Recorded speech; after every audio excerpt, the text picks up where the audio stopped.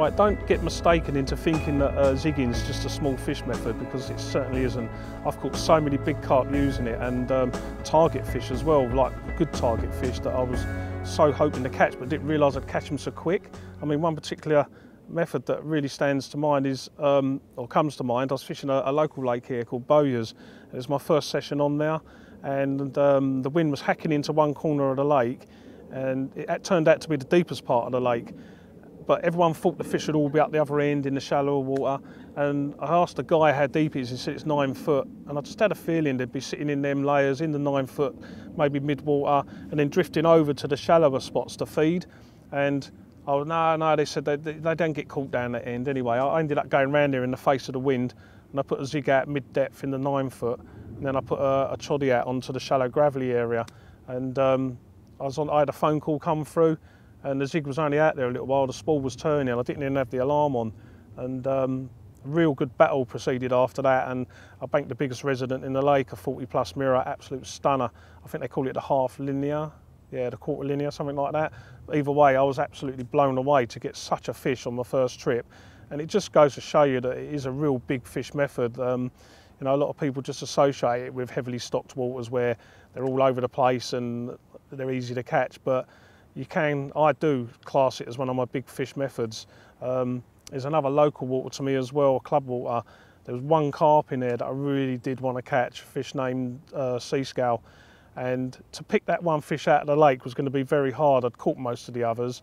And this particular session, it was in April. I went down there with the intentions of using zigs on both rods. You're only allowed 2 rods. And I know from previous experience that this fish, sea scale, lived a hell of a lot of time in this corner of the lake where the snags are. And when it left and came into this corner of the lake, it left in 2 ways.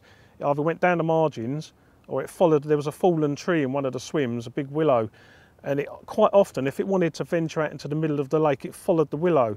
I've seen it. It left the corner, went out, followed the willow, out into the middle of the lake.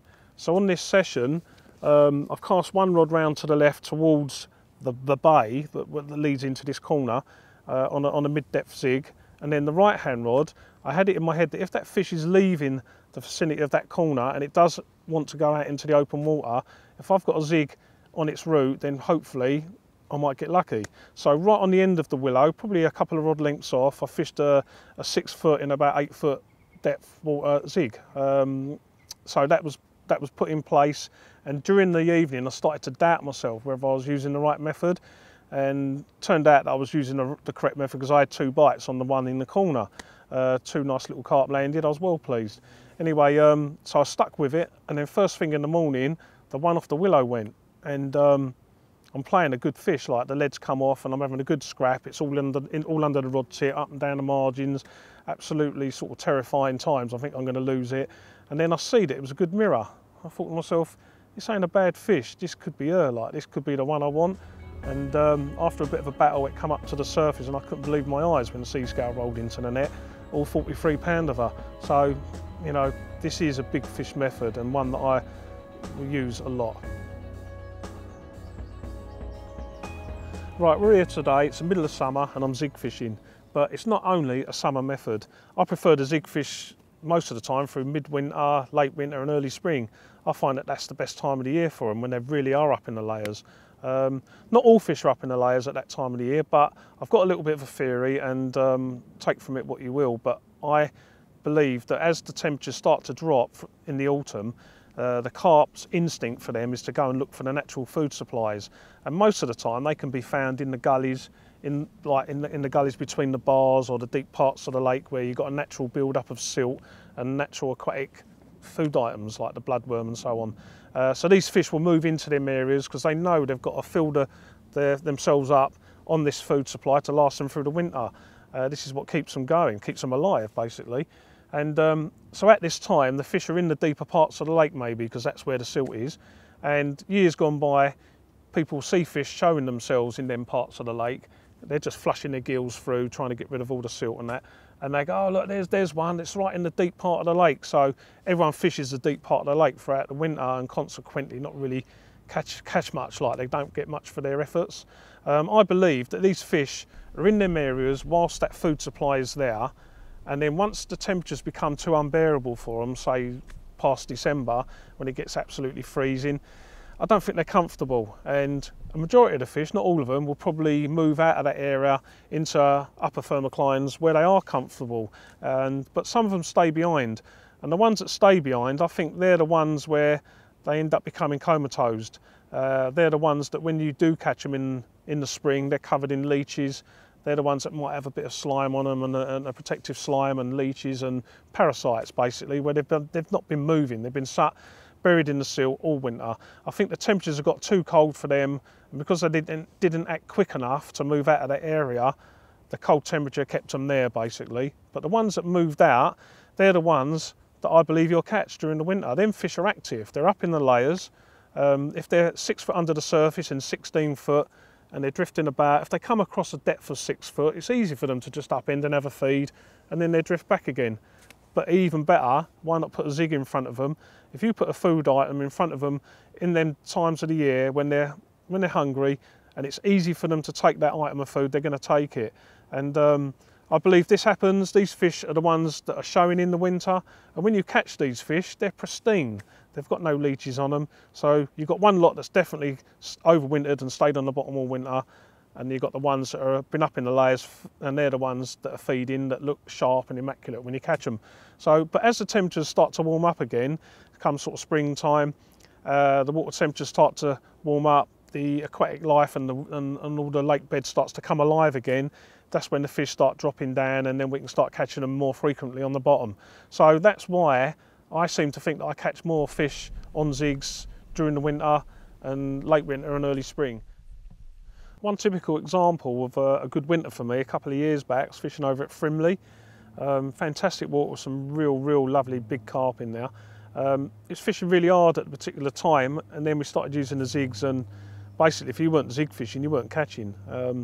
We caught some really good fish. I mean, I had a 35 mirror in the middle of the night. That's another thing. See, like on the zigs, I would leave them out all night long, all the time, day and night. I caught quite a lot of fish at night on black foam. I know people can't get it around, they can't get their heads around it, but it works. Believe me, it works. I mean, numerous times I got up to a drop back in the middle of the night, and on the end was a lovely old carp. So that saved me a blank many a time. But I mean, I had one of my best captures out of Frimley that winter, amongst quite a few other fish, was the most fabulous fully scaled 38 pound. That was a 12 o'clock take in the middle of the day on a little bit of black foam. Just down, I actually cast the lead onto the side of the bar, pulled the lead down till I thought it was at the correct depth. I think it was about 4 foot deep, like the zig was 4 foot deep off the bottom. And little tiny size 10 hook and a little hook link and the 38 pound fully scaled, absolutely amazing. That was probably one of my most memorable winter zig fishing trips, that one. But like, apart from that, where I got really interested in zigging, what kind of started it all off for me was a few years before that. I was over at Kevin Nash's church lake, and we was over there for a 3 or 4 day session, like to try and catch a February carp.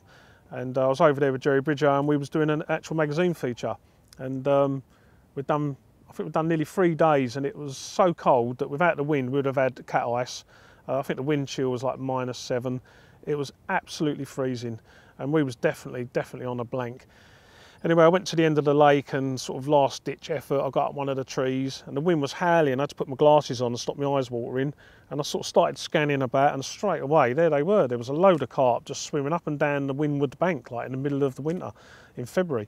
Kind of couldn't believe it. They were in about 4 foot in 8 foot of water, and they were just cruising up and down, like you would have thought it was a summer's day. Anyway, with that, I quickly got down from the tree and run round and set a zig rod up.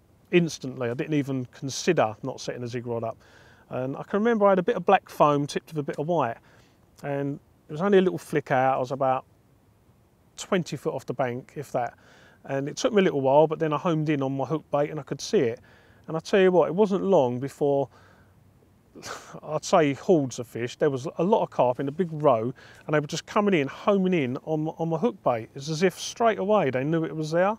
And they were getting so close to it. I was shaking in the tree, and I'm thinking, where's Jerry? I need Jerry here, like, you know, I'm going to get one.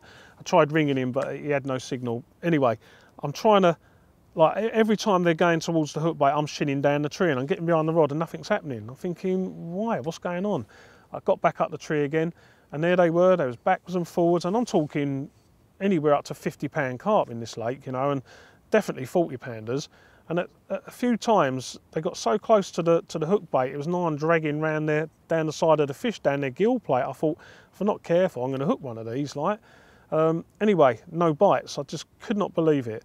So, come the evening, I moved both rods round there, put them both on Zigs, just flicked them out, and as soon as it got dark, they were away. I had 3 fish that night, all on Zigs. Not the bigger fish that were there earlier, but obviously another group of fish moved in. But either way, some stunning carp up to sort of high 20s. And once again, the old Zig saved my session and caught me some fantastic carp.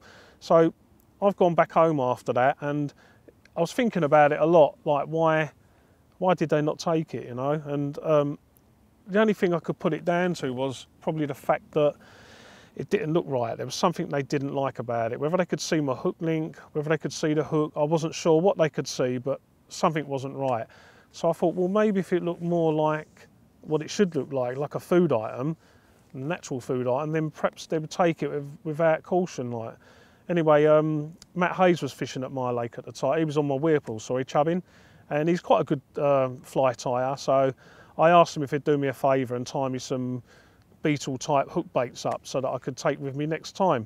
So he said, yeah, of course he would. Like, he went away, he came back in March to fish again on the weir, and he brought me some hook baits with him. There's about 4, and I went back over to Kevin's lake full of confidence, absolutely buzzing, thinking I'm going to catch.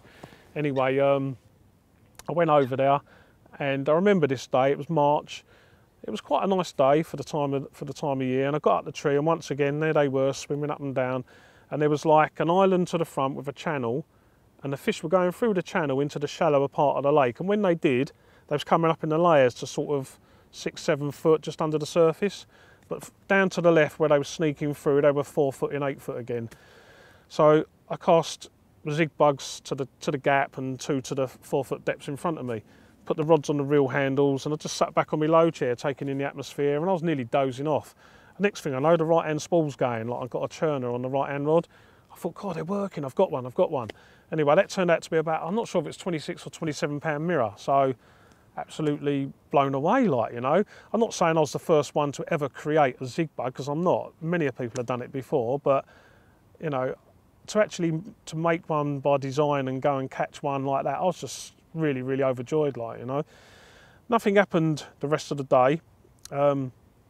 I fished through the night, and during the night I heard a real big fish crash off the left-hand side of the island. So I reeled in the deeper Zig. I took a foot or so off of it because I knew it was a bit shallower, and I cast it in the general area to where this fish crashed. It was a good fish because it moved a lot of water. Anyway, in the morning, Alan Blair and that coming round to see me, and the rod's away. Like, you know, I've got a take on the right hand, the rod on the island, and real big battle going on here. Like, this fish was powerful, and I'm really sort of worried about the delicate end tackle. I don't want to lose it and all that. And then it weeded me up solid, and there was only one answer to this, was to get the life jackets on and launch the lifeboat, the dinghy, and go out and try and rescue it. So me and Alan went out, and I got above the fish in the weed and give it a little bit of gentle pressure, and then this great big common come into view. And Alan went, "Oh God, you got the big common." I said, "Really?" I said, "How big?" He said, "Could be anything up to 50 pounds. He said, "Ain't been out for about a year." So once again, this method catches a real good fish that hasn't been out for a long time. Anyway, the battle commenced, and just like terrifying, you know, the fish was more or less towing us about on this little delicate hook link and a little small hook. And eventually in she goes in the net, and the size of this fish was just enormous, like, you know, and we got it to the bank, and as you can imagine, I was like absolutely buzzing, and it turned out to be the big common, and it was 51 pound, and absolutely blew me away, like, you know. And I just thought, what a method, you know. I felt as though I could take that anywhere and catch carp after that. And that weren't the end of the session, to be honest. I ended up catching another 30, 31 or 32 mirror, which was absolutely stunning. And then just to cap it, before I went home, I ended up with a mid-30 that was absolutely stunning, like it's like a linear type, big plated linear. I mean, so I've gone there with these Zig bugs and caught 4 fish without losing one, even going out on the boat for one without losing one. So my confidence in them was absolutely full on. Like I'll take them anywhere on crystal clear waters. They didn't hesitate, they just took them. And what a method.